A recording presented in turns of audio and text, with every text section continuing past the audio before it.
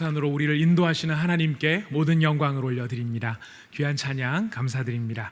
이제 오늘 우리에게 주시는 하나님의 말씀을 봉독하도록 하겠습니다. 오늘 주시는 본문 말씀은 사도행전 1장 1절에서 5절까지와 누가복음 24장 49절 말씀입니다.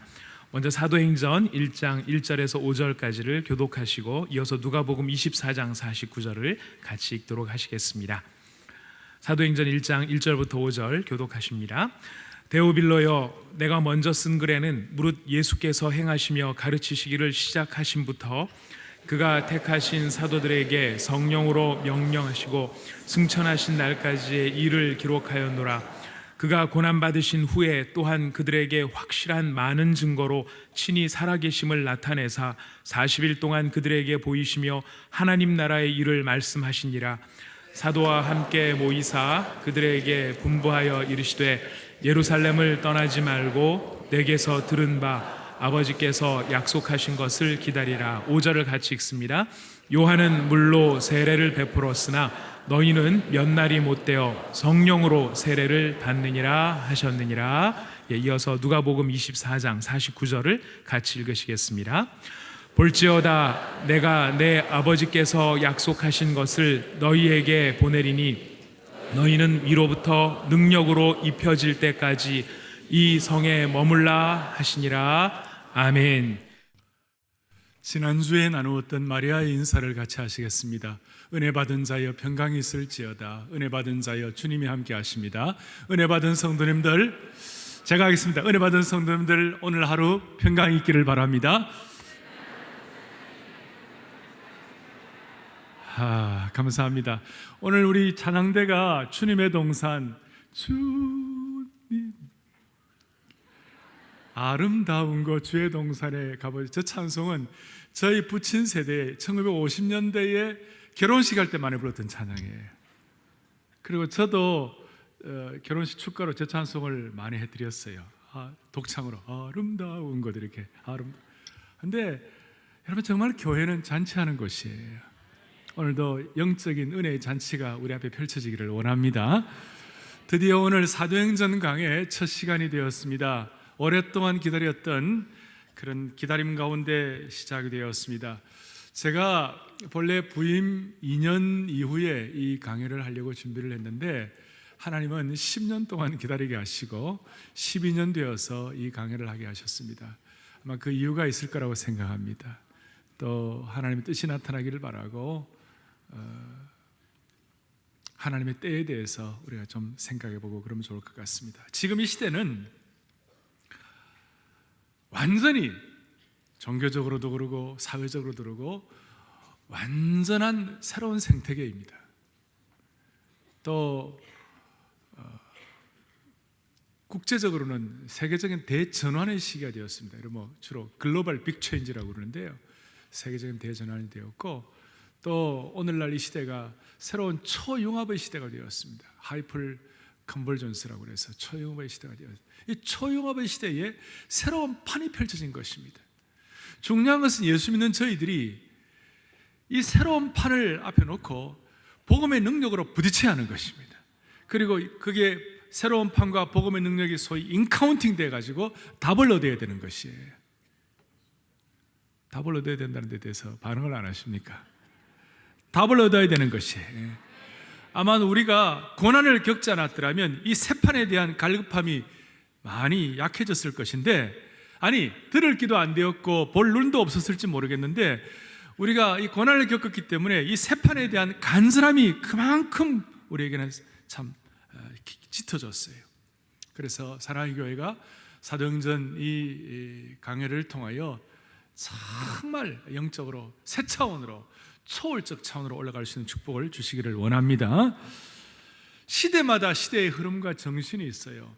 21세기는 포스트 모더니즘 시대를 지나서 지금은 특별히 포스트 모더니즘의 특징 중에 하나가 이 소위 상대주의 열풍이 불었고, 또 그 상대주의 열풍 때문에 종교다원주의가 아주 팽배하기 시작했습니다. 이 뜻은 신학이나 철학이나 사회가 하나님의 절대성과 성경의 복음 진리를 부인하는 그런 종교다원주의라는 뜻입니다. 결국 상대주의에 의하면 모든 사회의 논리, 모든 가치의 논리, 모든 체계의 논리가 평등하고 우열을 가릴 수가 없기 때문에 더 이상 이 세상에 절대적인 보편적인 진리가 없다고 생각하고, 진리가 사람들의 삶을 결정하는 것이 아니라 사람들이 진리를 결정하는 시대가 되었다. 이렇게 주관적 시대가 되었다는 거예요. 그러니까 인본주의의 절정이며 사람이 하나님처럼 되기에 쉬운 이런 시대가 된 거예요. 아주 비근한 예로 북한을 앞에 놓고 북한의 인권 때문에 우리가 서로 이런 얘기를 많이 합니다. 그런데 북한의 인권을 놓고도 여기에 절대적인 우리 가치 기준이 사라지고 소위 문화적 상대주의가 와가지고 북한 지도자들이 인민들, 국민들을 핍박하고 억압할 때 그들은 자기의 논리가 뭐냐, 이거는 북한의 문화적인 특성이다, 이건 북한의 상대주의, 그러니까 북한의 문화적인 특성이라고 말하고, 이 문화적인 상대주의가 되어버려 갖고 북한을 비판할 어떤 근거도 없다는 거예요. 그러니까 자기식이라는 거예요. 그러니까 북한적 문화적 상대주의가 북한의 정치적 상대주의가 되어버린 거예요. 우리가 북한의 인민들을 수탈하고 못 먹이고 굶어 죽고 꽃제 베게 하는 거 얼마나 가슴이 아픈 거예요. 아이들을 영향 못 받는 거. 이거는 절대적으로 이건 아닌 건데 성군 정책하면 된다고 생각하고, 그러니까 여러분 이런 문화적 상대주의가 정치적 상대주의까지 깊이 들어와 있고, 오늘 우리나라에도 이 문화적인 면에서 그런 것이 많이 있어요. 오늘 저는 사도행전 강의를 시작하면서 당시에 1세기의 로마 제국과 똑같았어요. 1세기 로마 제국도 상대주의와 종교다원주의에 아주 그냥 아주 팽배했어요. 그래서 오죽하면 요한은 그걸 신바벨론이다 그랬어요. 바벨론.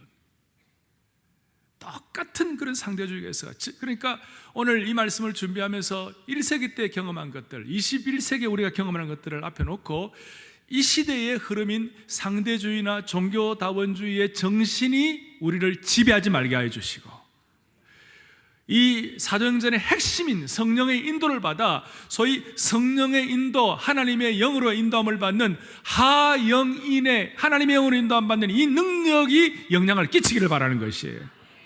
그래서 모두가 다 강력한, 다른 비결이 없어요, 강력한 성령의 주도하심, 성령의 인도하심을 우리가 깨달으면서 모두가 다 성령 인도함을 받는 착한 목자, 착한 양의 수준으로 올라가기를 원합니다. 이런 시대 상황에서 이 말씀 중심으로 해가지고 우리는 절대적 진리가 귀환되어야 한다. 강력한 성령의 인도함을 통한 절대적 진리가 회복되어야 한다.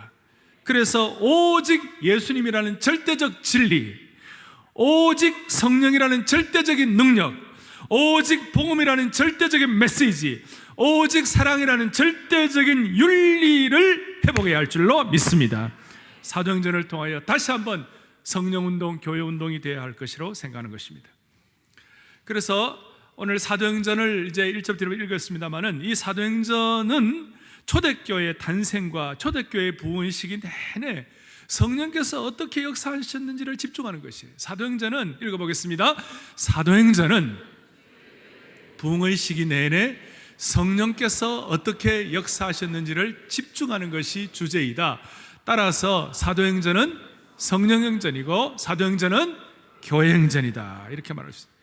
그리고 이 사도행전은 현재 진행형의 역사서다, 이렇게 말할 수 있어요. 사도행전과 복음서의 짝을 이루고 있는데요, 이렇게 말했어요. 복음서는 첫 번째 읽어보겠습니다. 복음서는 예수님이 우리에게 뭘 주셨어요? 근데 사도행전은 예수님 우리에게 뭘 주시는 거예요? 요 차이예요. 자, 다시 한번, 복음서는 예수님 우리에게 뭘 주십니까? 근데 사도행전 우리에게 뭘 주십니까? 물론 복음서의 능력이 나타나고 사도행전의 생명이 있습니다만, 강조점을 가지고 좀 비교를 해보면 복음서는 생명의 역사가 나타나고 사도행전은 능력의 역사가 나타나는 것이에요. 우리는 복음서를 통하여 예수 그리스도를 개인의 구세주와 주님으로 영접을 한 것입니다. 그렇다면 사도행전을 통하여 능력으로 옷 입어야 되는 것이에요.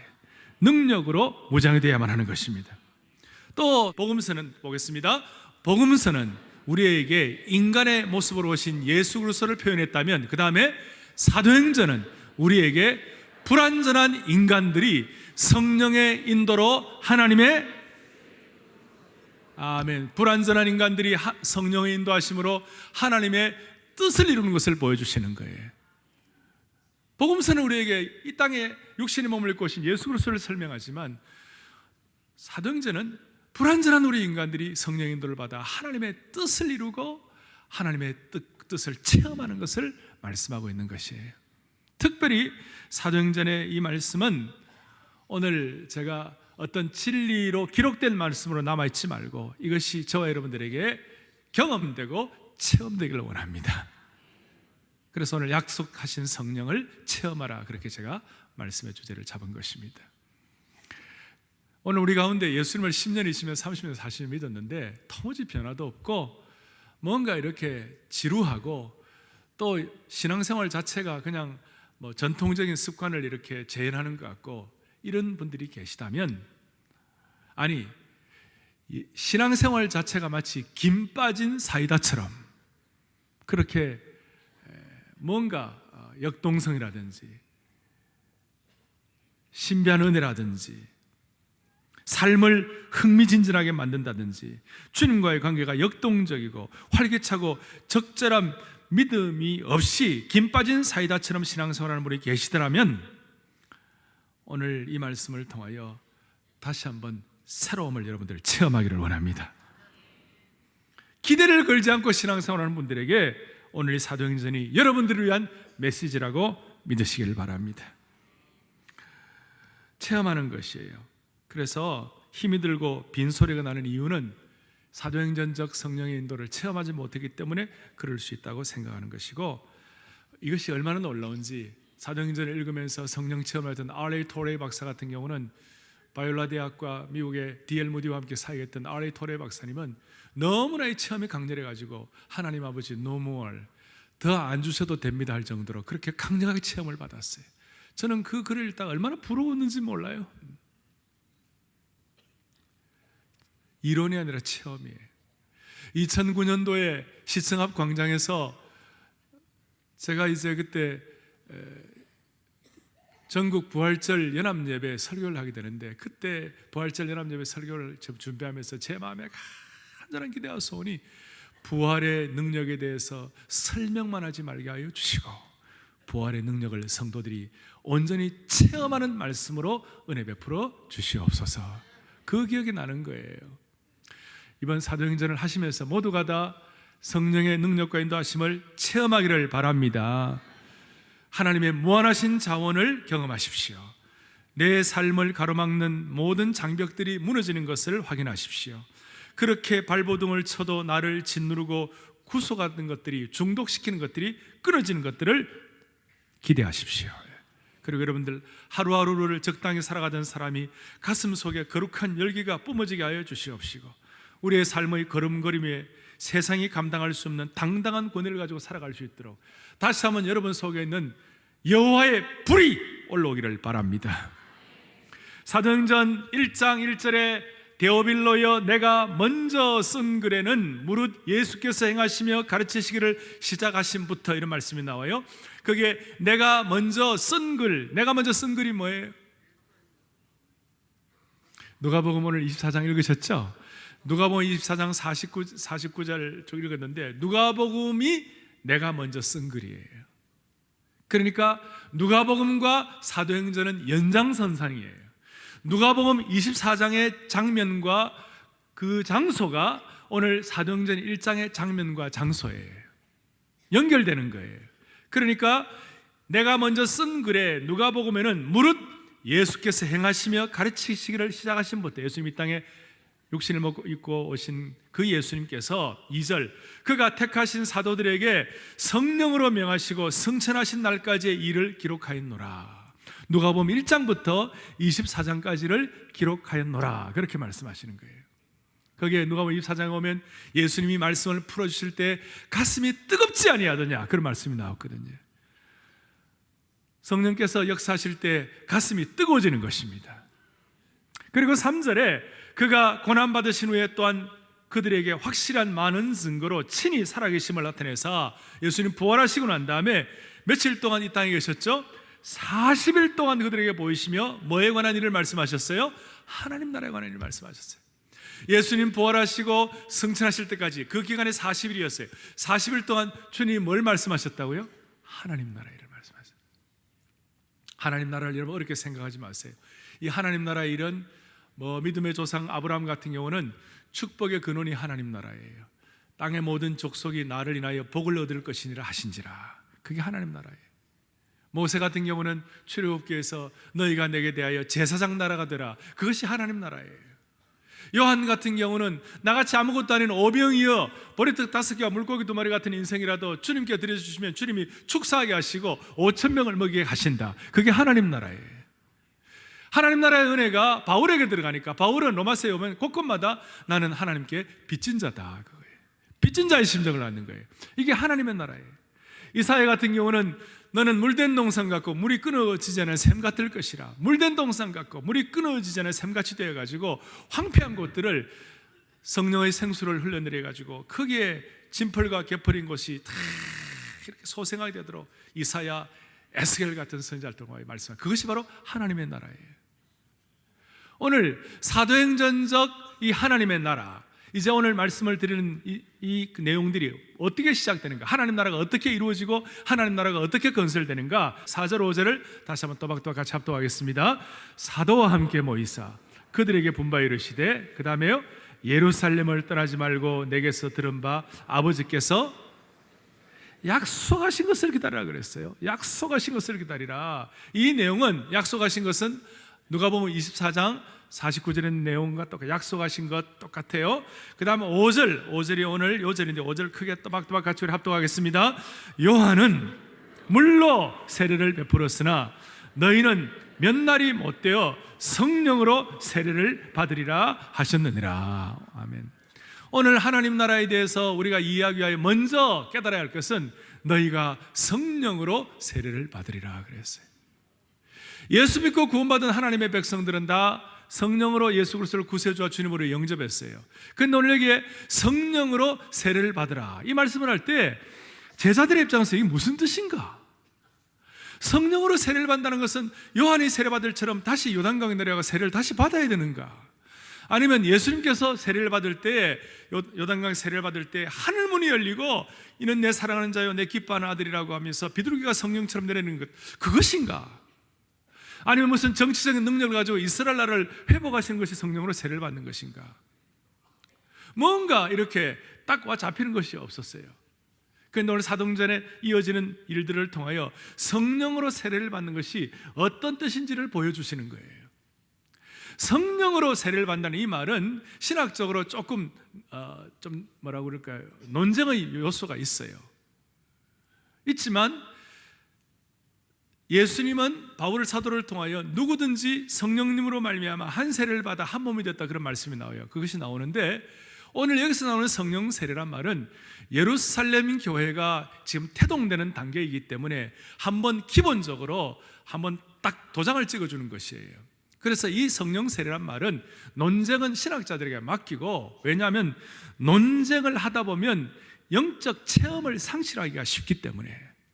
그래서 우리가 여기서 말하는 성령 세례는 성령 체험이다, 성령 충만이다, 성령의 기름 부으심이다, 성령의 인치심이다, 아니면 성령의 임재이다, 이런 다양한 단어로 성령 체험을 표현한 것이라고 말해도 큰 무리는 없다고 보는 것입니다.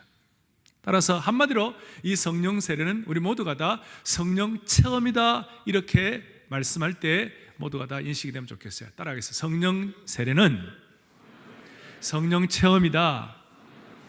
그래서 이 성령 체험에 관해서 계속해서 사도행전 4장에는 제자들이 사내들인 공회에서 목숨이 경각간에 달렸어도 성령 충만하게 되니까 예수 그리스도의 주님 되심을 목숨 걸고 말하지 않을 수가 없는 그런 증거자가 된 거예요. 사도행전 6장에 오면 성령 충만한 집사님들을 뽑게 하시고, 사도행전 7장에 오면 스데반이 성령 충만해가지고 순교의 자리에서도 얼굴이 해와같이 빛이 나게 된 것이에요. 그 외에 사도행전 곳곳마다 성령 충만하게, 사도행전 13장에 보면 바울과 바나바가 성령 충만해가지고 이방 선교를 하는데 힘있게 감당하게 하시고, 성령 충만 때문에 순교의 길도 갈 수 있는 그런 은혜를 베풀어 주신 거예요. 따라서 다시 한번 얘기합니다. 성령 세례를 받으라는 것은 성령 충만을 받으라, 성령의 능력을 받으라. 그런데 이 성령 세례를 받으라는 말에 조금 이렇게 독특한 표현이 있는데 뭐라고 되어 있습니까? 4절 뒤에 아버지께서 약속하신 것 그래 되어 있어요. 그것이 바로 성령인데 아버지께서 약속하신 것이 성령 세례, 성령 충만으로 올 때는 어떤 표현이 되느냐면 누가복음 24장 49절에 너희는 위로부터 능력으로 입혀질 때까지 이 성에 머물라 그랬어요. 성령 세례를 받는다는 것은 성령의 능력의 옷을 입는 것을 말하는 것입니다. 자, 성령 세례는 뭘 입는다고요? 능력의 옷을 입는다. 이 능력의 옷이란 것이 중요한데, 자, 군인들이 옷을 입었을 때 이등병은 이등병 같아요. 병장은 병장 같아요. 벌써 병장은 얼굴에 권위가 있어요. 그리고 사실은 얼굴에 권위가 있는 것이 아니라 병장의 그 옷이 그렇게 만들어져요. 장군은 장군의 권위가 있어요.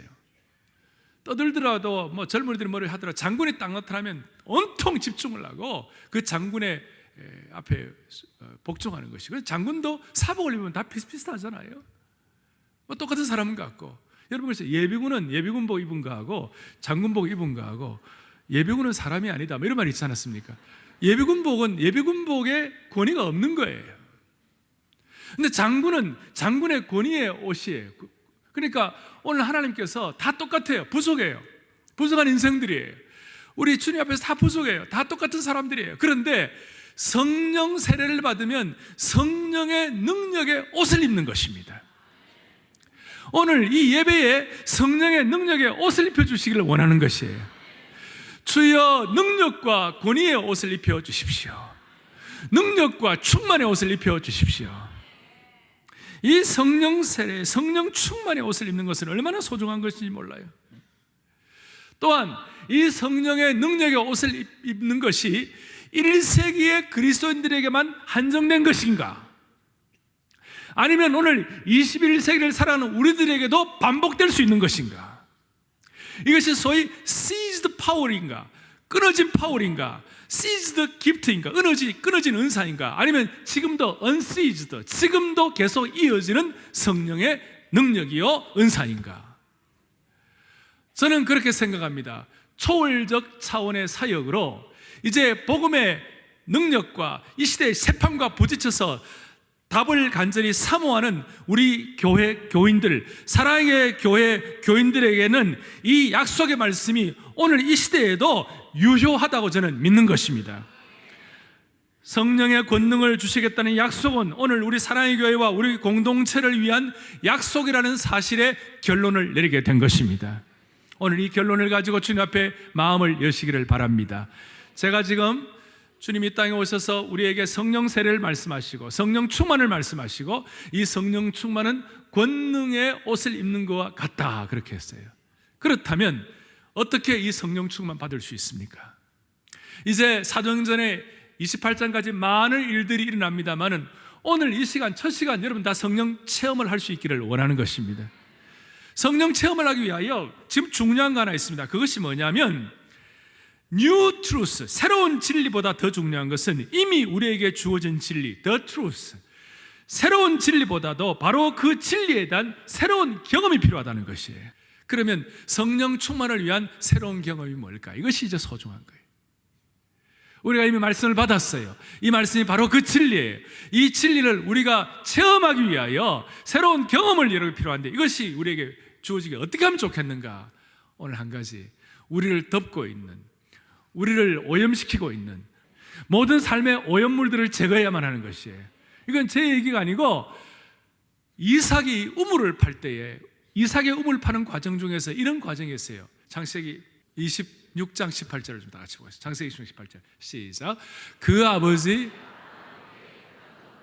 다시 팠으니 이는 아브라함이 죽은 후에 블레셋 사람이 그 우물들을 메웠음이라.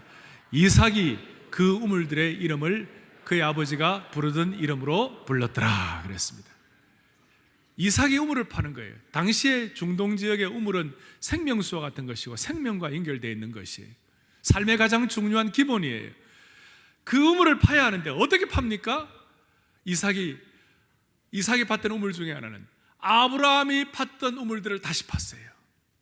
새로운 우물을 파는 것이 아니라 이미 있던 우물을 파는데, 그게 전제 조건이 뭐냐면 블레셋 사람들이 그 우물들에다가 많은 쓰레기와 흙더미와 오염된 것으로 다 채워놨어요. 그런데 이삭이 우물을 팔 때 어떻게 했냐? 그 우물을 팔 때에 거기에 있던 쓰레기, 오염된 그 흙더미들을 다 치운 거예요. 오늘 성령 충만을 하나님이 우리에게 주시기를 원하십니다. 성령의 권위와 능력의 옷을 우리에게 입혀주시기를 원하십니다. 그런데 우리가 쓰레기를 좀 정리를 해야 되겠어요. 쓰레기가 뭐가 쓰레기예요? 하나님 대적하여 높아진 모든 것들이 다 쓰레기들이에요. 사랑하는 형제자매 여러분, 성령 충만하십시다. 포괄적 의미에서 성령 세례를 받으십시다. 그러려면 있던 그 진리를 우리에게 콸콸 솟는 생수로 넘치게 하기 위하여 우리 속에 있는 삶의 흙더미와 오염된 것들, 쓰레기들을 정리해야 할 것입니다. 하나님 우리에게 가르쳐 주실 것입니다. 하나님 기뻐하지 않는 것들이 많이 있으실 거예요. 우리의 삶에 덕지덕지 붙은 것들을 정리해야 할 것입니다. 2005년에 사이먼이라는 어떤 수집가가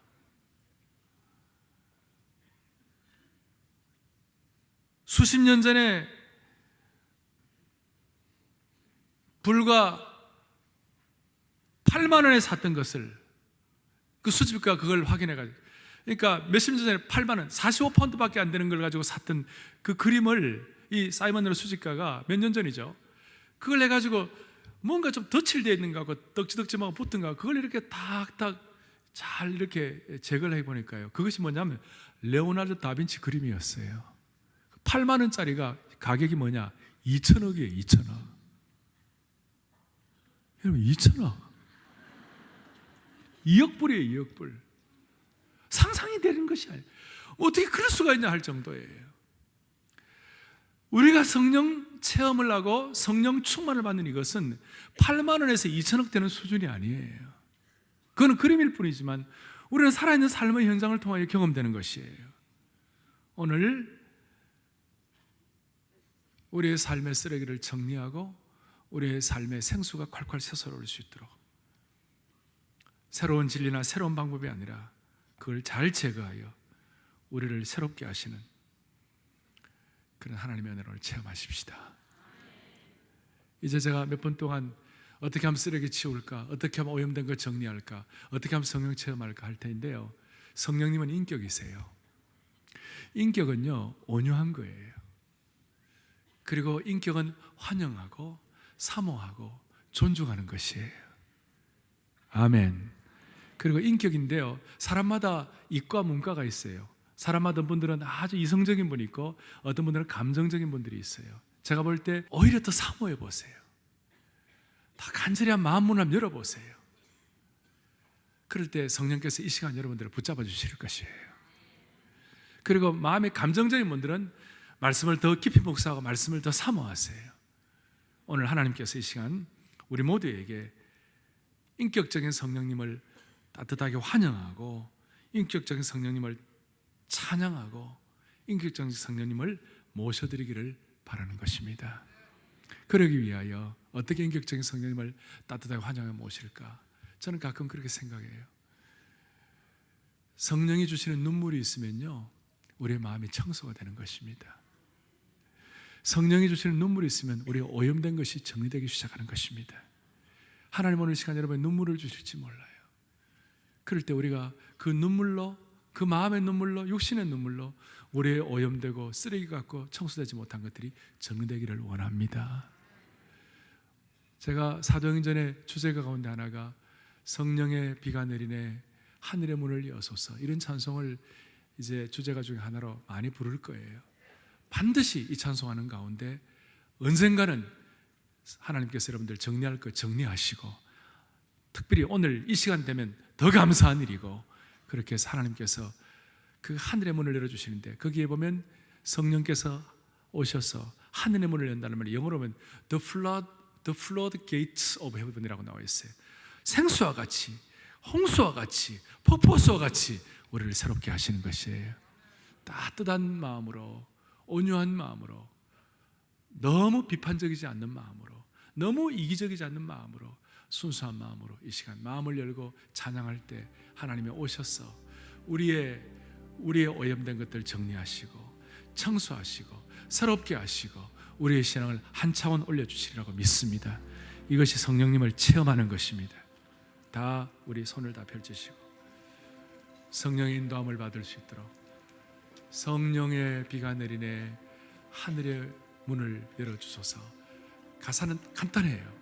우리 찬양대와 우리 같이 한번 이 찬송을 하면서 마음의 문을 열고 주님이 우리의 마음속에 뜨거움도 주시고 또 사랑의 마음도 주시고 성령님의 인격을 환영하고 존중하는 마음도 주시고 눈물도 주실 때 여러분들 같이 마음을 주님 앞에 올려드려서 주님이 주신 은혜를 체험하십시오. 성령의 비가 하늘에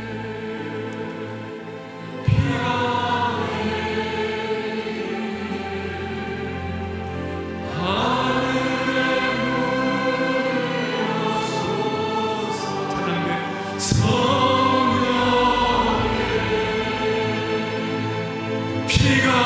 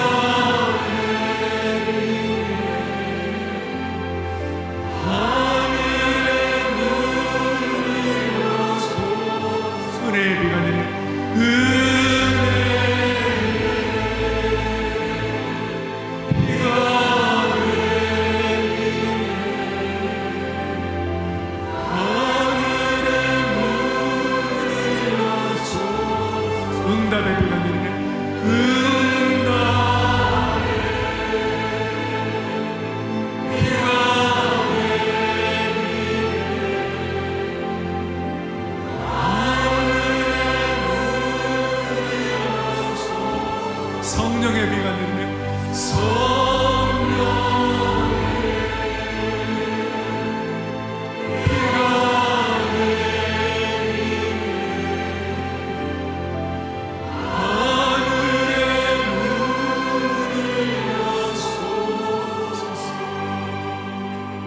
자매들만 성령의 비가 내리네 할 때 다른 것 없습니다. 환영하고 성령님께서 우리들을 지배하여 주시옵소서. 온전히 지배하여 주옵소서. 거룩한 주권 양도를 여러분들이 한번 해보십시오. 오늘도 이렇게 힘들 상황 가운데 주님 주권 양도를 주님이 만져주십시오. 주님 만져주십시오. 주님 아픈 마음을 만져주십시오. 주님 아픈 몸을 만져주십시오. 그렇게 마음에 소원할 때 주님이 일하실 것입니다. 자매들이 성령의 비가 내린다 할 때 우리 형제들은 주님 앞에 성령께서 우리를 지배하시고 내 주권을 주님 앞에 양도하오니 주님 만져주시고 치유하여 주십시오. 체험하게 하여 주십시오. 그렇게 기도하십시오. 자매들 성령의 비가 내리네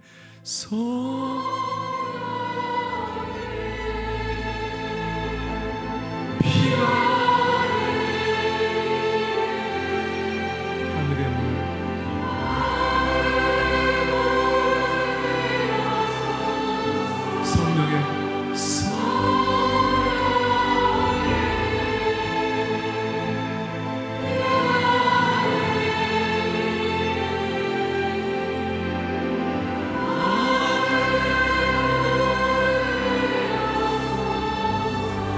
이제는 형제들이 찬양할 때 자매들이 성령께서 온전히 우리를 장악하시고 주장하시고 주권 양도를 하겠습니다.